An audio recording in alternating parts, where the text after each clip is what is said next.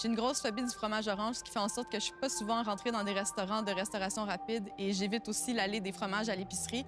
À un moment donné, il y avait un spécial sur le Cheese Whiz et je me suis évanouie devant cette allée-là. Donc, j'espère qu'il n'y aura pas de fromage orange sur les 7 aujourd'hui.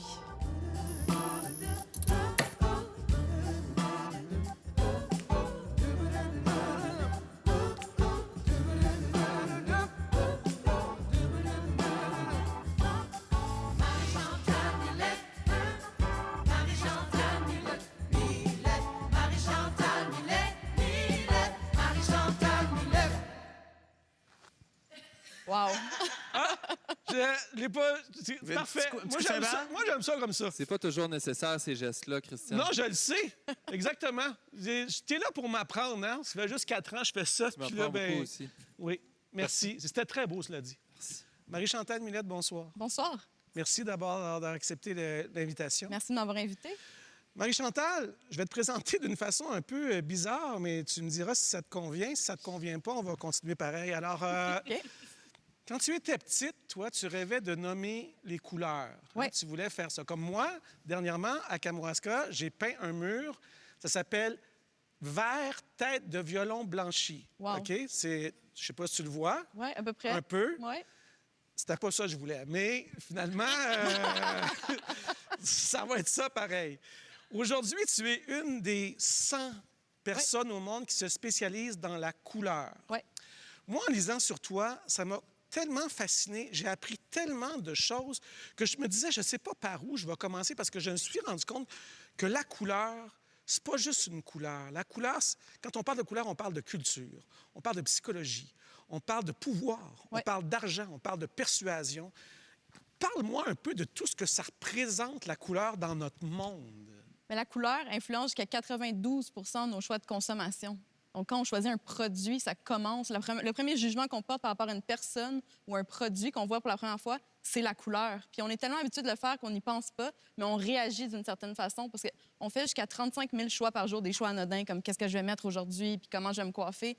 Un des premiers qu'on fait sur les 35 000, c'est qu'est-ce que je vais porter aujourd'hui. Puis on a comme un sentiment par rapport à ça. Des fois, on se sent confiant, on veut porter une certaine couleur. Des fois, on a un événement spécial, on va... Tout ça, tout est dicté par la couleur, puis on fait juste naviguer là-dedans. C'est subconscient parce qu'on le fait depuis qu'on est jeune. Fait que tu me dis que Christian, son choix de ce veston-là... C'est la confiance, ça. Ça représente quoi? Bien, il savait que j'étais là, il voulait m'impressionner un peu. C'est sûr que je me disais, c'est pas dans mon habitude de m'habiller coloré comme ça, mais je me disais, compte tenu d'un éventuel thème qui pourrait tourner alentour de ça, je me suis dit, je vais porter ça. Mais si j'écoute ce que tu me dis, je me dis, toi, aujourd'hui, tu étais mêlé. Oui, c'est ça. Oui, c'est ça. Ben, c'est parce que je t'avais prêté mon veston, donc je savais quoi porter. OK. On parle beaucoup... C'est parce qu'il y a tellement de choses, c'est tellement vaste. Tu sais, je lisais que certaines couleurs ont des fonctions précises. Oui. Comme par exemple, si le logo de Desjardins est vert, c'est parce que le vert a cet effet sur nous rassurant. Oui. Donc, il y a des effets, il y a des couleurs qui ont vraiment des fonctions. Comme quand on parle justement des banques, des compagnies d'assurance, le bleu et le vert performent normalement super bien parce que c'est des couleurs qui inspirent la confiance, c'est les couleurs de la nature. Donc, c'est des couleurs qui nous font sentir bien. Puis quand on veut parler d'argent, on veut se sentir bien, on veut se sentir en confiance avec notre banque, une compagnie d'assurance. Donc, le choix logique, c'est bleu ou vert. Donc, déjà, la Banque nationale avec le rouge, ils sont je dans dis le tout le champ. temps dans mes conférences que c'est une banque de marde, mais non. C'est juste un choix vraiment risqué. Puis aussi, il y a comme on fait le contraire pour se démarquer du lot aussi. Puis ça, c'est bien, c'est de prendre la théorie de la couleur, la connaître, puis de se démarquer. Donc ça aussi, c'est bien. La Banque nationale font quelque chose de bien parce qu'ils prennent la théorie de la couleur puis ils font on s'en fout, on est rouge, on est différent, mais ils ont pris un gros risque. Tout ça est calculé, selon toi?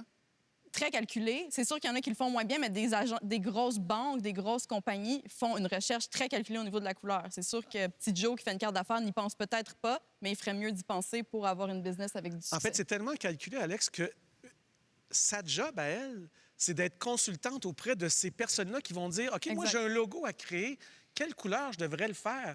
Puis j'ai compris que McDonald's, son logo n'est pas de la même couleur en France que en Amérique du Nord parce qu'ils Non. ne sont pas sensibles aux mêmes choses. Exact. McDonald's, en Europe, c'est vert et jaune. Puis au début, c'était rouge et jaune comme ici. Oui. Puis éventuellement, ils ont compris que ça ne fonctionnait pas super bien parce que les Européens ont une façon de vivre différente de nous. Prendre un hamburger dans son auto, vite, sur l'heure du lunch, c'est pas ça leur mode de vie. C'est vraiment de s'asseoir, de profiter d'un moment au niveau du lunch. Il y a des boutiques à Paris qui ferment au midi pour permettre aux employés d'aller manger. Et le rouge et le jaune ne communiquaient pas ce message-là. Donc, ils ont décidé, on va faire autre chose. Les gens ont plus une conscientisation au niveau de la santé, de prendre le temps. Donc, ils ont dit, on va changer pour vert et jaune. Et depuis, les ventes de McDonald's en Europe vont mieux.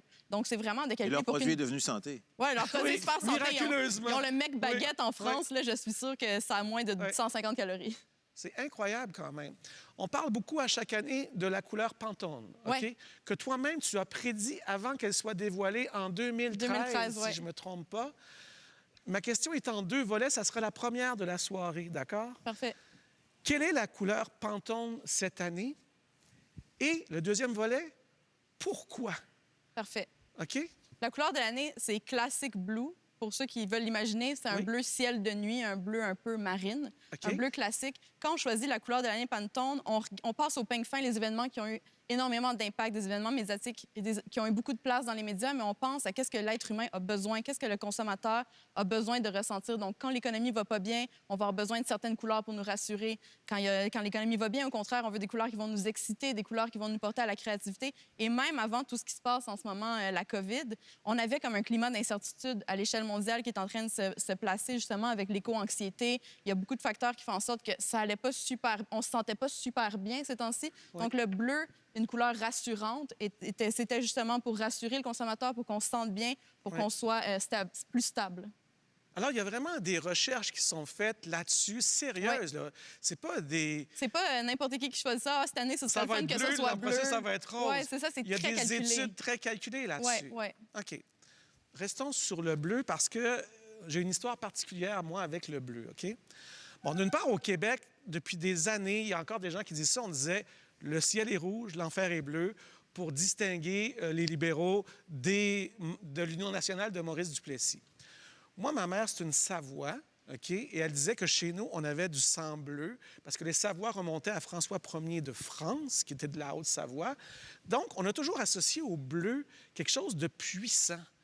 Pourquoi le bleu est-il si puissant? Le bleu, historiquement, a toujours été puissant.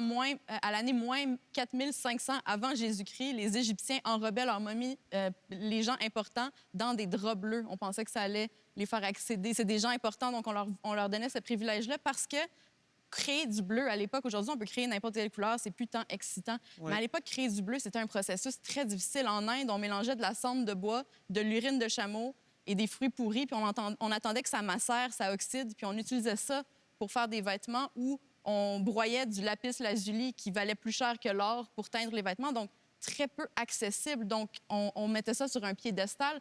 Donc, même aujourd'hui, ça garde un peu cette aura-là, si on veut. Est-ce que toi, dans ta vie, là, tu fais des choix conscients de couleurs? C'est-à-dire, est-ce que tout ce que tu décides, toi, comment tu vas décorer ta maison, comment tu vas t'habiller, est-ce que c'est constamment dans ta tête, ça, cette espèce de deuil qui se porte sur la couleur, mettons? Je dirais oui à 100 parce que moi, j'ai une passion pour ce que je fais. J'adore la couleur. Dès qu'il y a une étude, tous les jours, je vais sur Google, y a-t-il une nouvelle étude? Est-ce qu'il y a quelque chose de nouveau qui est sorti par rapport à la couleur? Je suis tellement passionnée par l'effet que ça a sur nous que je veux tout savoir. Je veux être l'encyclopédie vivante de la couleur. Je veux que quelqu'un me pose une question puis je sache quoi répondre. Quelle couleur je devrais faire? Je suis en Chine. Peu importe c'est quoi la question, je veux avoir la réponse. Donc, oui, dans ma vie, veux pas, je peux pas fermer la switch de toutes ces connaissances-là. Ça a un impact sur comment je vis ma vie, comment je décore ma maison pour être plus calme, pour balancer, tu sais, certaines pièces. Parce que je suis quelqu'un de super coloré, justement. Des fois, justement, j'ai besoin d'une pièce plus terne, plus grise pour me ramener. Fait que oui, c'est sûr que ça a un impact dans tous les aspects de ma vie. Je dirais même plus que la déco. Est-ce que tu crois que, mettons, par exemple, Donald Trump, lorsqu'il s'adresse à la nation, puis qu'il est habillé avec son veston bleu, sa chemise blanche, sa cravate rouge, mettons, là, qui est comme un peu son espèce d'uniforme, là, est-ce que tu penses que ça a été réfléchi? Ah oui. Oui. C'est très réfléchi. Quand Hillary Clinton a perdu contre Donald Trump, Oui. normalement, dans la campagne électorale, elle est bleue, puis lui est rouge. Oui. Elle s'est habillée tout de mauve et Bill Clinton aussi. Puis ce message très puissant qu'ils ont véhiculé à ce moment-là, c'est « Bon, j'ai perdu, mais maintenant, peu importe si vous avez voté bleu, vous avez voté rouge, nous sommes unis, nous sommes les Américains. » Puis c'était ça le message qu'elle voulait envoyer. Et le mauve, la combinaison de bleu et rouge, envoyait ce message-là. Les politiciens, très calculés. Quand Pauline Marois a perdu, a annoncé sa défaite, était habillée de noir, c'était très symbolique. C'était un deuil pour elle de la politique. Donc, les politiciens sont sûrement les mieux conseillés à ce niveau-là. Vraiment. Donald Trump, c'est quand même les trois couleurs du drapeau américain aussi. Et aussi, c'est aussi, absolument. Ouais. C'est quand même incroyable Ouais. de se rendre compte que tout ça est pensé, que les couleurs sont des outils pour nous influencer et même psychologiquement aussi, parce que si on pense au milieu hospitalier seulement, tu sais, souvent on rit du verre des hôpitaux, Ouais. mais le verre des hôpitaux a une fonction. Oui, bien avant, dans les hôpitaux, tout était blanc, les opérations, tout ça, les draps étaient blancs, les gens étaient habillés en blanc. Puis il y avait un chirurgien qui faisait une opération pendant super longtemps. Puis je sais pas si vous avez fait l'expérience, vous regardez un carton rouge comme ça super longtemps, vous allez voir l'après-image, le vert sur le mur. Lui, après sa longue opération, il voyait le rouge, tout le blanc. Il voyait des lumières vertes. Alors, il y avait de la difficulté à se concentrer. Oui. Donc, il a été à la théorie de la couleur. Il a dit, si tout le monde porte du vert pâle, le vert qu'on appelle hôpital, le menthe, là, Oui. je vais pouvoir me concentrer sur la chirurgie plus longtemps parce que c'est la couleur complémentaire. Donc, je n'aurai pas d'hallucination après 8 heures de chirurgie. Il a changé. Puis mes connaissances vont même à l'année près. Puis ça a commencé à... Tu sais, je connais l'hôpital, c'est à St. Luke Hospital. Puis ensuite, ça... Écoute, C'est ça, ma Marie-Chantal, passion pour les je couleurs. jaserais de ça avec toi longtemps parce que ça ouvre une porte sur tout un monde qui m'était étranger. Merci beaucoup d'avoir partagé ces Ben, ça me fait connaissances-là avec nous. plaisir. C'était vraiment passionnant. Merci infiniment. Merci. Très le fun.